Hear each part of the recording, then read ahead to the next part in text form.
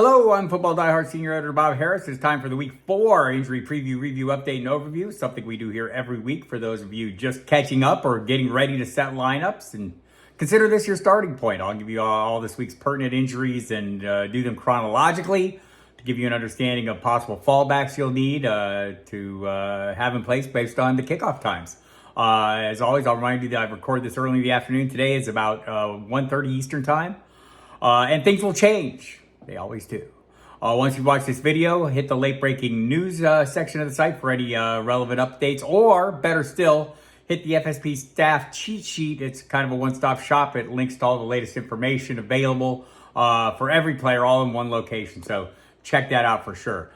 So let's get with it. We've got an early kickoff this week, people. Remember, the London games commence this week. They'll begin next week. I think 3 straight weeks of London games or Europe games.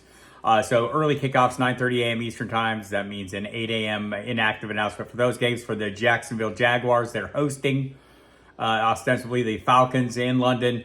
Jamal Agnew listed as questionable. That matters because Zay Jones has been ruled out with the same knee injury that sidelined him last week. Cordero Patterson also listed as questionable. He has not been active this week, even whether or not on or off the injury report. He's been on 2 weeks, been off 1, so this will be the 4th game. We'll see if he can get active for the first time this year. You should not be counting on him as a possible option for your team. The Sunday early game kickoffs, the regular early afternoon kickoffs, Steelers and Texans, everybody's good to go in that game. Allen Robinson was a little beat up, but he came off the injury report late in the week. Rams at Colts.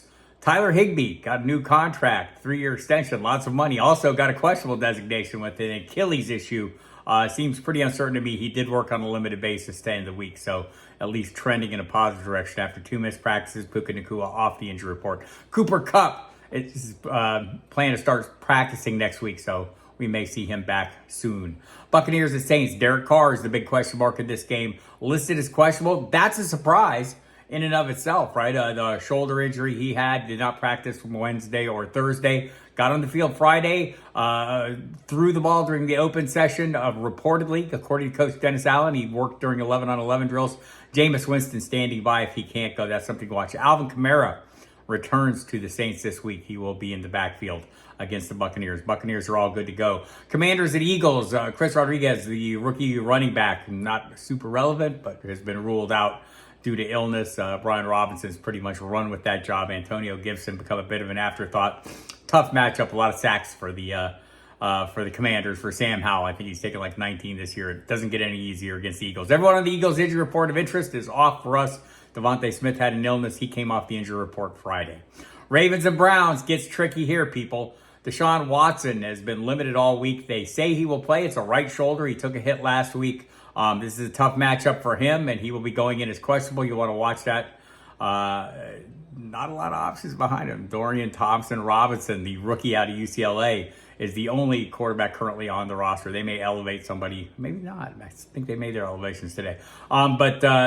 So probably a fair amount of confidence Watson's going to go from them. But David Njoku was added to the injury report Saturday, or just before I recorded this video. Had an accident at his house with a fire pit. He has burns on his face and his arms. He's listed as questionable. His agent says he's okay, so that'll be something to watch tomorrow heading into the game. Justice Hill listed as questionable. Missed last week's game with a foot injury. Jeremy Fowler from ESPN is reporting he will be available. They'll also elevate Melvin Gordon. Gus Edwards, by the way, suffered a concussion last week, has been fully cleared, has practiced all week without any restriction. Odell Beckham and Rashad Bateman, however, have been ruled out of this game. Again, it's a tough matchup for both sides of the ball. Zay Flowers getting a lot of volume. That shouldn't change.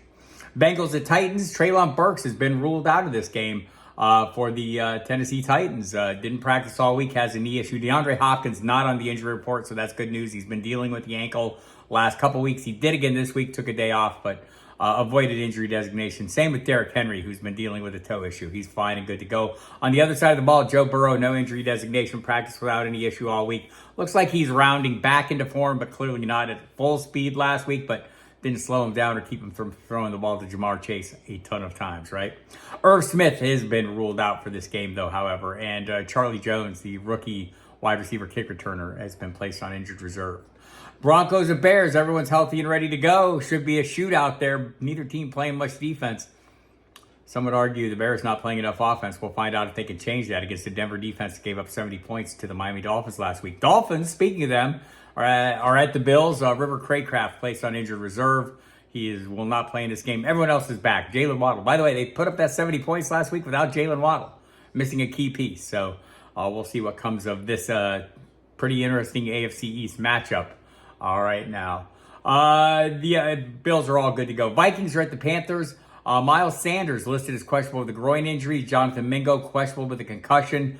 DJ Chark has been limited a little bit by a hamstring, but not on the final injury report. For the Vikings, everyone is good to go. Sunday, the late afternoon window. Cardinals are at the 49ers. Marquise Hollywood Brown turned up as questionable on the injury report. Hurt his thumb in practice on Thursday. Worked on a limited basis that day. Worked on a limited basis again Friday. Probably going to play, but that's something you'll have to watch.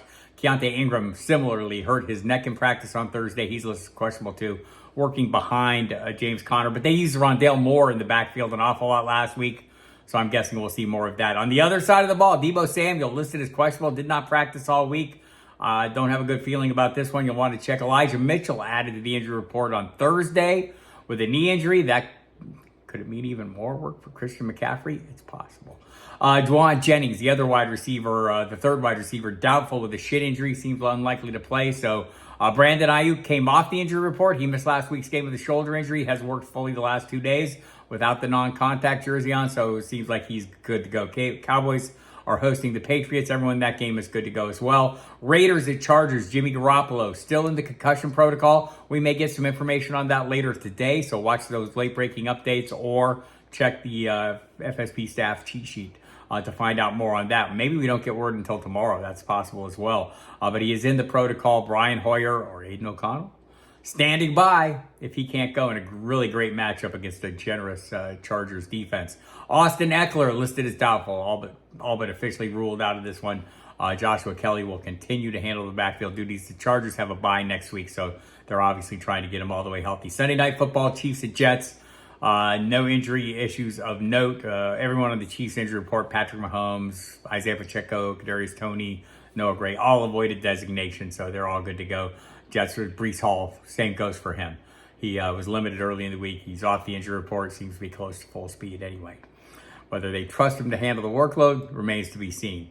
Monday night, Saquon Barkley, officially a game time decision for the New York Giants going up or hosting the Seattle Seahawks.